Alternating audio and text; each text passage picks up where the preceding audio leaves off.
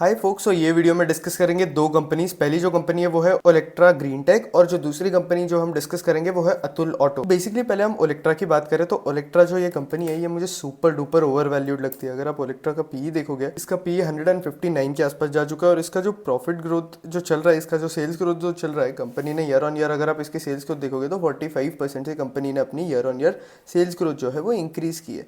तो कंपनी जो है बेसिकली ये जो कंपनी है ये इलेक्ट्रिक बसेस बनाती है। इसके साथ साथ इनका पॉलीमर्स बनाने का भी बिजनेस है। इनके जो मैक्सिमम रेवेन्यूज़ है वो इलेक्ट्रिक बसेस से ही आते हैं और फिर इसके साथ साथ ये अभी कैपेसिटी एक्सपांशन भी कर रहे हैं। ये इनकी अभी कुछ सर्टेन नंबर ऑफ बसेस की कैपेसिटी है। अभी ये वो उस कैपेसिटी को लेकर जाकर FY25 के अंदर इनका ये प्लान है कि वो कुछ 5000 बसेस एक बार में प्रोड्यूस कर सके और फिर इन्हें आगे जाकर कुछ और 2-3 सालों के अंदर कैपेसिटी और ज़्यादा एक्सपांड करनी है और 10,000 बसेस के पास लेके जाना। अब ओला इलेक्ट्रिक को बहुत ज़्यादा रिसेंटली ऑर्डर्स मिल चुके हैं। इसने मैक्सिमम जो सिटीज़ की गवर्नमेंट है वो ओला इलेक्ट्रिक को ऑर्डर दे रही है बसेस के लिए। इनके पास ऑर्डर बुक भी इनकी बहुत बड़ी है। कुछ 10,800 बसेस की इनके पास ऑर्डर बुक पड़ी हुई है अभी भी। तो बहुत सारे सिटीज़ जैसे कि पुणे, हैदराबाद, हिमाचल प्रदेश, मुंबई, गुजरात, हर जगह इलेक्ट्रिक बसेस की डिमांड है क्योंकि गवर्नमेंट जो है गो ग्रीन हो रही है। इसके साथ साथ उन्हें जो एनवायरमेंटल एमिशन है वो भी रिड्यूस करना है और इलेक्ट्रिक बसेस, कार्स, आपकी टू व्हीलर्स, हर चीज़ का पेनिट्रेशन, इलेक्ट्रिक पेनिट्रेशन इंक्रीज होते ही जाएगा धीरे धीरे धीरे।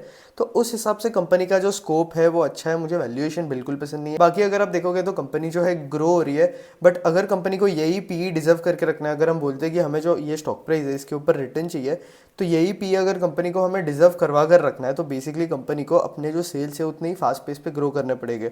अब जैसे कि अभी जो कंपनी है वो 45% के आसपास ग्रो कर रही है, तो कंपनी को यही पेस ऑफ सेल्स ग्रोथ रखना पड़ेगा।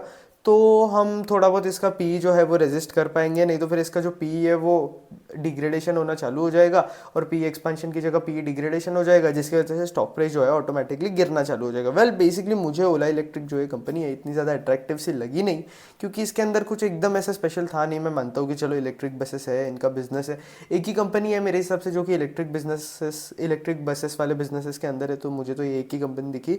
बाकी ऐसे कंपनी का मुझे याद नहीं आ रहा है दूसरी कंपनी कोई और लिस्टेड स्पेस में होगी, मेरे हिसाब से तो नहीं है।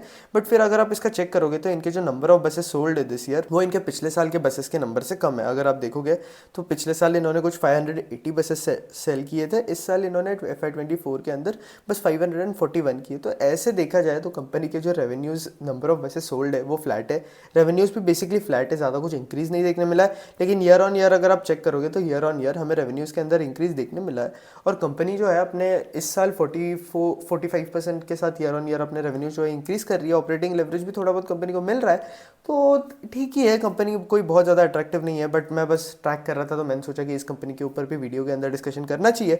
ये सारे जो है ये इनके बसेस के मॉडल है, ये हर एक सिटी में देख रहे, और एक और इनका बसेस के साथ ये ई टिपर के अंदर भी एंटर कर रहे हैं। ई टिपर मतलब बेसिकली आपके ट्रक्स हो गए इलेक्ट्रिक वाले या फिर ट्रैक्टर्स हो गए, तो उसके अंदर भी ये एंटर कर रहे हैं। इनका इसका भी प्रोडक्शन कुछ FY25 या FY26 के अंदर ये ई टिपर को भी लेकर आ जाएंगे। हाँ राइट, FY25 या FY26 तक इनका जो ई टिपर है वो भी लाइव हो जाएगा। तो बेसिकली कंपनी के पास डिमांड सिनेरियो है क्योंकि इलेक्ट्रिक बसेस की डिमांड इंक्रीज हो रही है, जैसे कि मैंने आपको बताया कि गो ग्रीन वाला सीन चल रहा है गवर्नमेंट का, तो उस तरीके से कंपनी के पास डिमांड तो है। होपफुली कंपनी जो है बेटर परफॉर्म कर पाए। ऐसे तो मुझे इतनी ज़्यादा कोई ये कंपनी जो है इतनी अट्रैक्टिव नहीं लग रही है। अब दूसरी जो कंपनी है जिसके ऊपर हम बात करेंगे वो है अतुल ऑटो। ये जो कंपनी है इसने रिसेंटली बहुत अच्छा परफॉर्म किया है। इसका भी कुछ 108 के आसपास है, बट डिसेंट पी है इसका। बट बेसिकली अतुल ऑटो की जो ये कंपनी है ये मुझे एक डी ग्रोइंग इंडस्ट्री के अंदर लगती है क्योंकि बेसिकली अगर आप देखोगे तो ये ऑटो बनाती है, फिर ऑटो के साथ साथ जितने भी 3 व्हीलर व्हीकल्स होते हैं ये जो है अतुल ऑटो बनाती है। अगर आप देखो ये जो इनकी इन्वेस्टर्स प्रेजेंटेशन है वो FY18 की है। नई वाली इन्वेस्टर्स प्रेजेंटेशन अवेलेबल नहीं है इनकी, बट स्टिल अगर आप इनके रेवेन्यूज़ देखोगे तो इनके जो मैक्सिमम रेवेन्यूज़ है कुछ 92% रेवेन्यूज़ इनके ऑटो वाले सेगमेंट से आते हैं, ऑटोमोबाइल सेगमेंट के अंदर, और जो दूसरे 8% रेवेन्यूज़ है वो इनके NBFC वाले सेगमेंट से आते हैं। अब NBFC मतलब क्या कि इन्होंने क्या कर रखा है कि ये जो ऑटोज़ देते हैं, ट्रक्स, ट्रैक्टर्स सेल करते हैं, या फिर ये जो 3 व्हीलर्स सेल करते हैं, बेसिकली ये ट्रक्स और ट्रैक्टर सेल नहीं करते, ये 3 व्हीलर सेल करते हैं।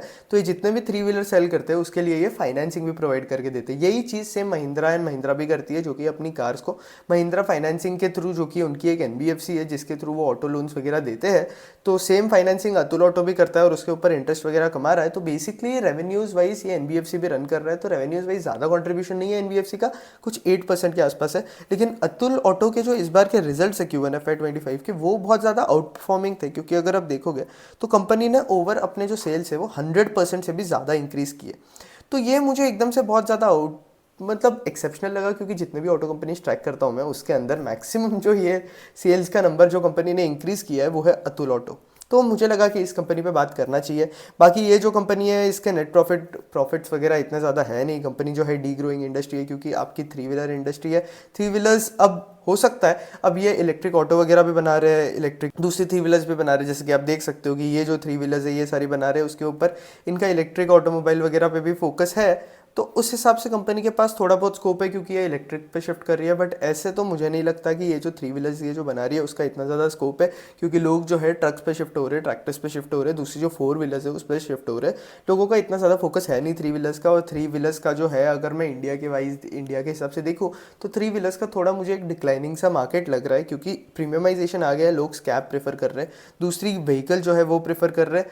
तो मुझे इतना ज़्यादा ये जो है इंडस्ट्री जो है ग्रोइंग इंडस्ट्री नहीं लगती है। लेकिन कंपनी जिस तरीके से अपनी सेल्स इंक्रीज कर रही है उस तरीके से मुझे लगता है कि कंपनी मुझे तो गलत प्रूफ कर रही है फिलहाल। बाकी अगर आप देखोगे तो ज़्यादा एकदम सबसे ज़्यादा इनकी जो सेल्स होती है वो Q4 के अंदर होती है। तो आपको अगर जैसे ही आपको Q4 के रिजल्ट्स देखने मिल जाए तो हमें समझ जाएगा कि भाई कंपनी की जो डायरेक्शन है वो कौन सी है। अभी तक तो कंपनी के सेल्स के नंबर मुझे बड़े अच्छे लगे।